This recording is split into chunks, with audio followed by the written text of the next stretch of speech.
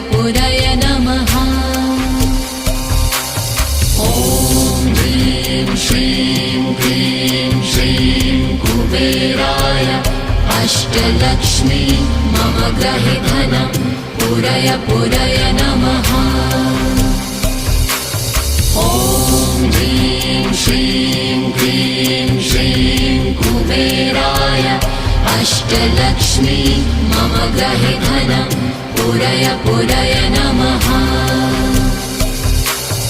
ॐ ह्रीं श्रीं क्लीं श्रीं कुबेराय अष्टलक्ष्मी मम गृहे धनं पुरय नमः।